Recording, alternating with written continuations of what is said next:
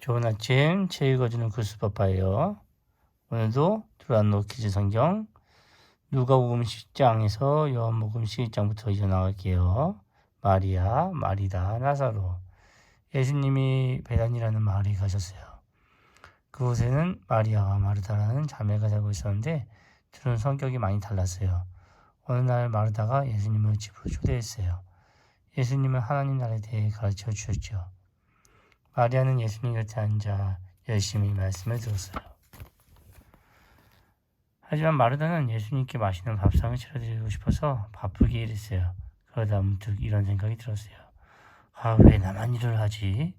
마리아는 왜 돕지 않는 거야? 마르다는 화가 났어요. 그래서 예수님께 말했죠. 주님 보세요. 저 혼자 이 많은 일을 다 하고 있어요. 마리아는 그냥 앉아있고요.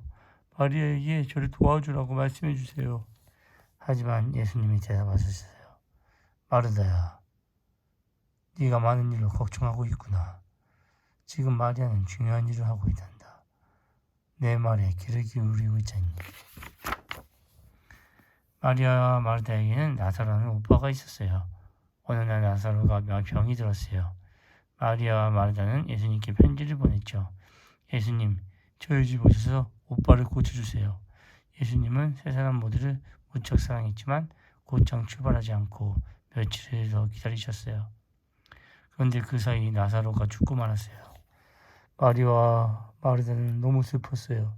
예수님이 조금만 더 일찍 오셨더라면 우리 오빠는 죽지 않았을 거예요.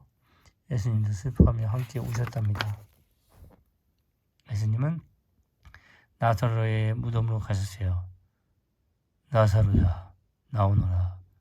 예수님이 부르시자 나사로가 무덤에서 걸어 나왔어요. 온몸에 천을 감은 채만이에요. 나사로가 다시 살아난 거예요. 누가복음 19장 예루살렘에 가신 예수님. 유대인의 큰 명절인 유월절이 다가오자 예수님은 12제자들과 함께 예루살렘으로 길을 떠나셨어요. 예루살렘에 가면 나는 사람들에게 잡혀서 죽게 된다. 하지만 나는 사흘 후에 다시 살아날 거야.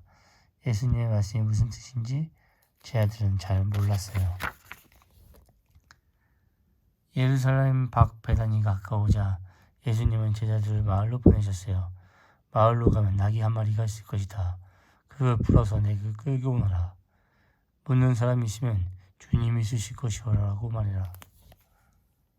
제자들이 나귀를 찾아 예수님께 데려왔어요. 나귀 등에는 매트를 깔았죠. 예수님은 나귀를 타고 예루살렘으로 들어가셨어요. 사람들은 기뻐하며 자기 옷을 바닥에 펼치고 예수님을 왕처럼 맞았어요. 또 어떤 사람들은 종려나무 가지를 꺾어 길에 깔았고요. 그리고 다들 한 목소리로 외쳤답니다. 오산나 하나님 만세. 그러나 제사장과 율법학자들은 예수님을 미워했어요. 그들은 예수님을 죽이려고 했어요. 어느 날 예수님의 제자 중 하나인 가룟유다가 그를 찾아갔어요. 나에게 돈을 준다면 예수를 잡을 수 있도록 도와주겠소. 제사장들은 기뻤어요. 그들은 유다에게 돈을 주기로 약속했죠. 이제 유다는 예수님을 그들에게 넘길 기회만 노리게 되었답니다. 예루살렘에 다다르자 예수님과 제자들은 성전으로 갔어요. 성전에서는 상인들이 상을 차려놓고 물건을 팔고 돈을 바꿔주고 있었어요. 예수님은 굉장히 화가 나셨어요. 너희는 하나님의 성전을 강도의 소굴로 만들고 있구나. 예수님은 상을 얻고 가축들을 풀어주셨어요. 상인들은 성전에서 쫓겨났어요. 내 성전은 모든 사람이 기도하는 곳이다. 예수님이 말씀하셨어요. 마지막 저녁 식사. 요한복음 13장, 18장, 마가복음 14장. 드디어 유월절이 되었어요. 예수님과 제자들은 예루살렘의 한 다락방에 모여 특별한 유월절 저녁 식사를 하게 되었답니다. 모두 자리에 앉자 예수님이 말씀하셨어요. 내가 너희를 사랑한 것처럼 너희도 서로 사랑하여라. 그런데 나와 함께 음식을 먹고 있는 너희 중 하나가 나를 팔 것이다. 예수님, 저는 아니죠. 제자들은 겁이 났어요. 나와 함께 그릇에 손을 넣는 사람이 그 사람이다. 예수님이 대답하셨어요. 바로 그때 가룟유다가 슬그머니 자리에서 일어났어요. 그는 제사장과 율법학자들에게 예수님을 넘길 공리를 하고 있었죠. 예수님은 빵을 들고 하나님께 가서 기도를 하시고 빵을 떼어 제자들에게 나눠주셨어요. 받아 먹어라. 이것은 너희를 위해 주는 내 몸이다. 그리고 포도주를 들고 기도하신 후 제자들에게 잔을 건네셨어요. 받아 마셔라. 이것은 너희를 위해 흘리는 내 피다. 예수님이 제자들과 함께 예루살렘 성 밖에 있는 겟세마네 동산으로 가셨어요. 그리고 베드로와 야고보와 요한을 따로 데리고 한적한 곳으로 가셨죠. 내가 몹시 슬프구나. 여기 머물면서 기도해라. 예수님은 좀 떨어진 곳으로 가셨어요. 그리고 땅에 엎드려 기도하셨어요. 아버지, 제가 이 일을 하지 않아도 되게 해주십시오. 그러나 제 뜻대로 하지 마시고 아버지의 뜻대로 하십시오. 예수님이 돌아오셨을 때 제자들은 모두 깊이 잠들어 있었어요. 베드로야, 나와 함께 1시간도 기도할 수 없었느냐? 깨어서 기도하라. 예수님은 다시 혼자 기도하러 가셨어요. 이번에도 제자들은 잠이 들어버렸어요. 예수님이 오셔서 제자들이 깨우셨어요. 일어나라. 나를 파는 자가 왔구나. 그때 가룟 유다가 병사들을 데리고 나타났어요. 그들은 번쩍이는 칼과 큰 몽둥이를 들고 있었어요. 내가 입을 맞추는 사람이 바로 예수요. 유다가 그들에게 말했어요. 그는 예수님께 다가가 입을 맞췄어요. 병사들이 예수님을 잡자 제자들은 모두 도망갔어요. 요한복음 19장 못 박히신 예수님. 병사들은 예수님을 끌고 대제사장에게 갔어요.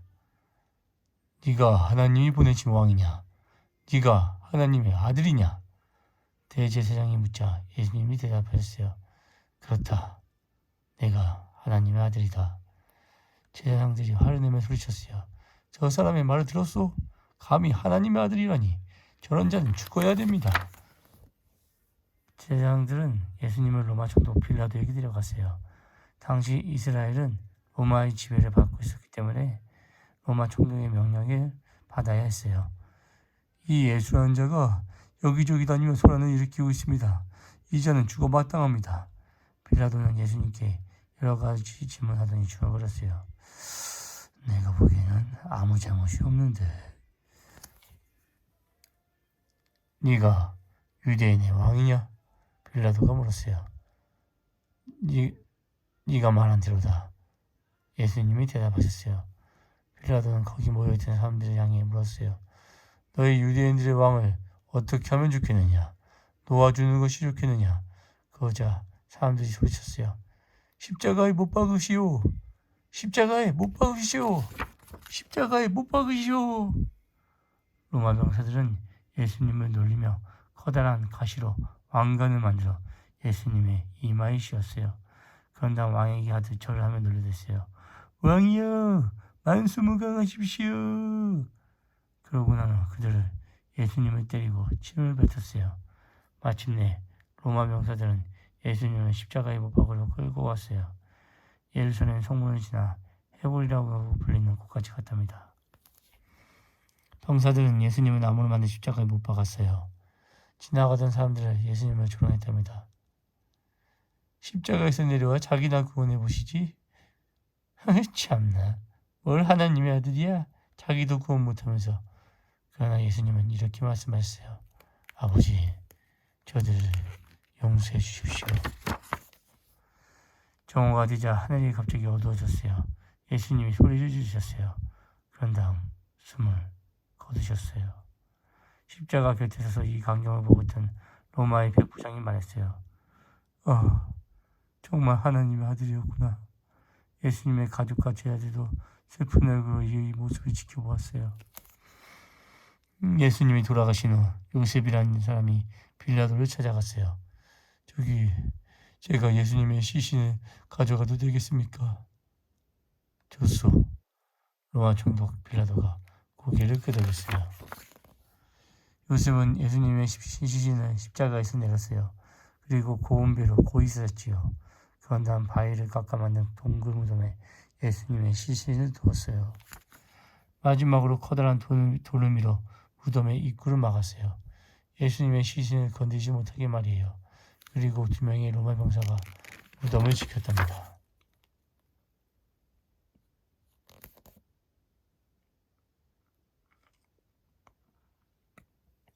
요한복음 20장. 살아나신 예수님. 일요일 아침, 아직 해가 뜨기 전이었어요. 막달라 마리아는 예수님의 무덤을 찾아갔어요. 예수님의 시신에 향료를 바르기 위해서였어요. 무덤에 도착한 마리아는 깜짝 놀랐어요. 무덤 입구를 막고 있던 큰 돌이 굴러가 있기 때문이었어요. 무덤 안에 있어야 예수님의 시신도 보이지 않았어요. 마리아는 예루살렘에 달려가서 베드로와 요한에게 이 소식을 알렸어요. 예수님의 시신이 없어졌어요. 마리아가 울며 말했어요. 소식을 들은 베드로와 요한은 무덤에 직접 가보기로 했어요. 요한이 먼저 도착했어요. 요한은 베드로보다 달리기를 잘했답니다. 요한은 무덤 입구에 도착하자마자 몸을 숙여 안에 들여다보았어요. 베드로도 숨을 헐떡이며 요한이 뒤를 따랐어요. 그들은 서둘러 무덤 안으로 들어갔어요. 정말 시신이 없었어요. 예수님의 몸을 싸던 고운 배단만 고이 놓아 있었죠. 베드로와 요한은 어떻게 된 일인지 걱정하며 집으로 돌아갔어요. 베드로와 요한이 돌아간 뒤에도 마리아는 무덤에 남아 있었어요. 마리아는 울면서 무덤 안에 들여다보았어요. 그때 흰 옷을 입은 두 천사가 보였어요. 왜 울고 있나요, 마리아? 천사들이 물었어요. 누군가 예수님의 시신을 가져가 버렸어요. 어떻게 하면 좋을까요? 마리아가 대답했어요. 마리아가 뒤를 돌아보자 예수님이 거기에 서 계셨어요. 하지만 마리아는 예수님을 알아보지 못했어요. 왜 울고 있느냐? 예수님이 물으셨어요. 마리아는 그가 동산을 관리하는 사람이라고 생각했어요. 혹시 예수님이 시신을 가져갔다면 어디에 두었는지 제게 말해주세요. 제발 부탁이에요. 마리아야. 다정한 목소리였어요. 그제야 비로소 마리아는 예수님을 알아보았어요. 예수님. 마리아는 다시 제자들을 찾으러 뛰어갔어요. 예수님을 만났어요. 예수님이 살아나셨어요. 예수님을 만난 두 제자. 누가복음 24장. 예수님의 두 제자가 예루살렘 성 밖에 엠마오라는 마을로 걸어가고 있었어요. 그들은 예수님이 살아나신 것을 아직 몰랐기 때문에 무척 슬퍼하며 지난 며칠 동안 예루살렘에서 있었던 일을 이야기하며 걷고 있었어요. 그런데 갑자기 낯선 사람이 나타나 그들과 함께 걷기 시작했어요. 바로 예수님이셨어요. 하지만 제자들은 예수님을 알아보지 못했어요. 무슨 이야기를 그리 열심히 하고 있어? 예수님이 물으셨어요. 나사렛 예수님께 일어난 일 말이에요. 사람들이 그분을 십자가에 못 박았어요. 그런데 여자들이 무덤에 가보니 시신이 없어졌대요. 어떤 여자는 예수님이 살아났다고 이야기하고요. 왜 그들의 말을 믿지 않는 것이오? 예수님이 말씀하셨어요. 마을에 다다르자 제자들은 예수님의 저녁 식사에 초대했어요. 오늘 밤은 우리와 함께 머무세요. 이제 곧 나도 어두워질 텐데.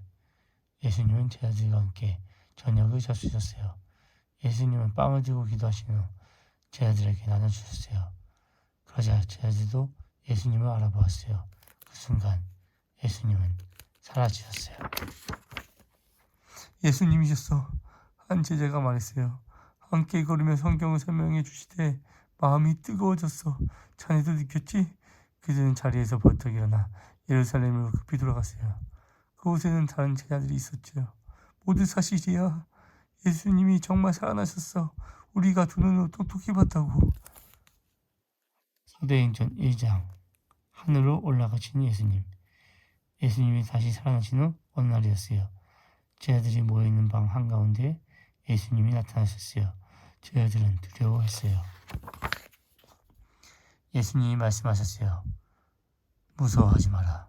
하나님이 나를 살려주셨단다. 이제 너희는 세상 모든 나라를 다니며 사람들에게 하나님이 그들을 얼마나 사랑하시는지 말해주어라. 너희는 나의 증인들이다. 며칠 후 예수님은 제자들을 데리고 감람산으로 가셨어요. 산꼭대기에서 예수님이 제자들에게 말씀하셨어요. 이제 나는 하나님께 돌아간다. 하지만 나는 언제나 너희와 함께 할 것이다.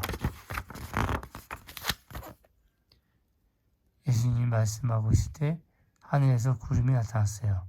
예수님은 구름을 타고 하늘로 올라가셨죠. 구름이 사라지자 예수님도 보이지 않았어요. 제자들은 그 자리에 서서 멍하니 하늘만 쳐다보고 있었어요.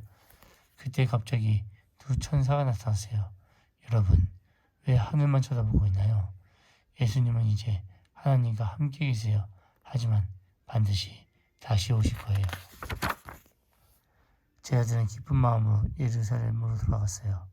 그리고 성전에 가서 그들에게 일어난 모든 일에 대해 하나님께 감사했답니다. 오늘은 여기까지. 여러분, 성경이 재밌었다면 좋아요, 구독 꾹 눌러주세요. 구스파빠는 오늘도 좋은 아침. 안녕.